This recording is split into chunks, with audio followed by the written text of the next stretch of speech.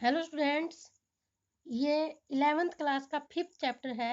The ailing planet the green movement's role, written by Nani Palkhivala. One can not recall any movement in world history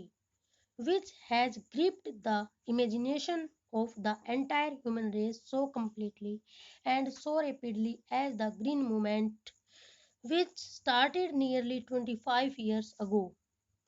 तो one can not recall, कोई याद नहीं रख सकता, any moment, किसी भी आंदोलन को, इन द वर्ल्ड हिस्ट्री, जो वर्ल्ड के इतिहास में कोई भी आंदोलन हुआ उसको कोई स्मरण नहीं कर सकता,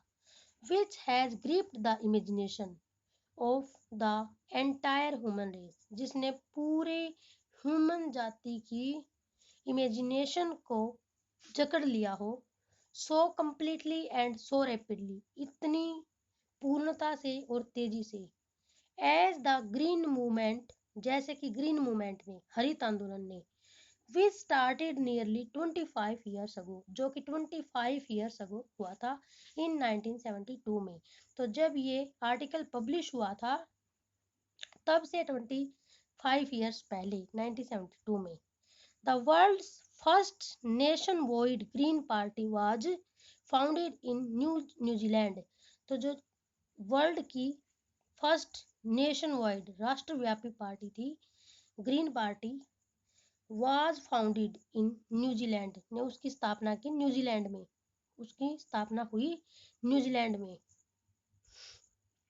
सिंस देन, तब से the movement has not looked back, तो इस मूवमेंट ने पीछे मुड़ के नहीं देखा है। We have shifted one hopes, कि हम एक होप के साथ शिफ्ट हो गए हैं, इरेवोकेबली, जो अपरिवर्तनीय है, जिसमें चेंज नहीं किया जा सकता, from the mechanistic view to a holistic and ecological view, कि हम अब इसे मैकेनिक तरीके से नहीं देखते हैं, नजरिए से अर्थ को एक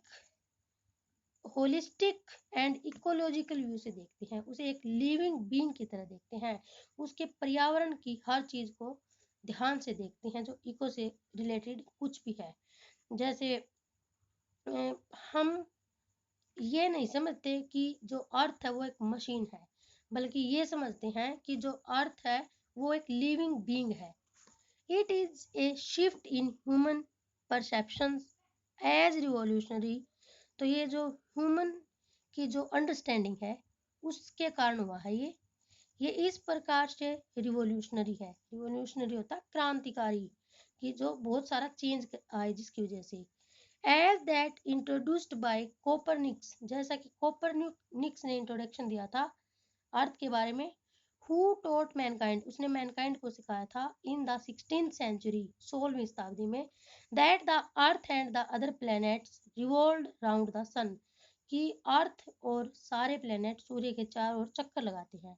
for the first time in human history,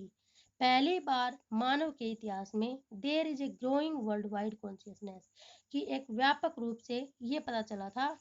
that the earth itself is a living organism, कि अर्थ है वो अपने आप में एक लिविंग जीव है, ऑर्गेनिज्म है, an enormous being of which we are part, कि एक विशाल लिविंग बीइंग जिसका हम एक हिस्सा है। It has its own metabolic needs, इसकी अपनी मेटाबॉलिक नीड्स है, जिस प्रकार से मेटाबॉलिक नीड्स होती हैं कि अपने आप को इम्प्रूव करने के लिए, जैसे कि अपनी कुछ नीड्स होती हैं, जैसे आदमी खाना खाता है उससे उसके शरीर को एनर्जी प्राप्त होती है, तो वो मेटाबॉलिज्म कहते हैं उसको। तो इसी प्रकार से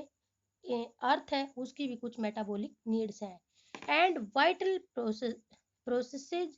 विच need to be respected and preserved, और कुछ इसके भी इम्पोर्टेंट प्रोसेस हैं विच नीड, जिनको जरूरत है, टू बी रिस्पेक्टेड, सम्मान देने की, एंड प्रिजर्व्ड, और बनाए रखने की, कि हमें उनको उनका सम्मान करना है, जो अर्थ की जो नीड्स हैं, और उनको बनाए रखना है। The Earth's vital signs reveal a patient in declining health, जो अर्थ का महत्वपूर्ण साइंस है, अर्थ के जो इम्पोर्टेंट साइन है वो प्रस्तुत करते हैं a patient in declining health, की जो अर्थ की जो हेल्थ है वो खराब होती जा रही है उसको। We have begun to realise our ethical obligation to be good steward of the planet and responsible trustees of the legacy to future generations. तो we have begun to realise, हमने महसूस करना शुरू कर दिया है, आवर इथिकल ऑब्लिगेशन कि हमारी कुछ मोरल ड्यूटीज हैं, मोरल कर्तव्य है, टू बी गुड स्टेवर्ड्स अच्छे प्रबंधक होने की, अच्छे मैनेजर की तरह ऑफ द प्लेनेट के, एंड रिस्पॉन्सिबल ट्रस्टीज और जिम्मेदार ट्रस्टीज होने के, संरक्षक होने के, of the legacy of future generation कि हम हमारे जो फ्यूचर जनरेशन हैं उनको अच्छी विरासत दें। The concept of sustainable development कि जो कॉन्सेप्ट है इसका जो डेवलपमेंट है उसको बनाए रखने का, विकास को, वाज पॉपुलराइज्ड इन 1987, वो फेमस हुआ 1987 में, by the world commission on environment and development, इसके द्वारा, world commission on environment and development के द्वारा। इन इट्स रिपोर्ट, इसकी रिपोर्ट में, इट डिफाइंड द आइडिया, इसने इस आइडिया को डिफाइन किया as development that meets the needs of the present, कि डेवलपमेंट दैट मीट्स जो कि मिलता है, the needs of the present, present की नीड से, without compromising the ability of future generation to meet their needs, without stripping the natural world of resources future generation would need. तो इसका मतलब है कि हम अपनी ज़रूरतों को तो पूरा करें, लेकिन हमारी जो फ्यूचर जनरेशन्स है उनकी नीड्स को ध्यान में रखते हुए हमने पृथ्वी को इस तरह से इस्तेमाल करना चाहिए कि हम उसका लॉस ना करें और आने वाली जनरेशन्स के लिए उसको हेल्दी बनाए रखें। थैंक यू बेटा, आगे का चैप्टर हम नेक्स्ट वीडियो में पढ़ेंगे।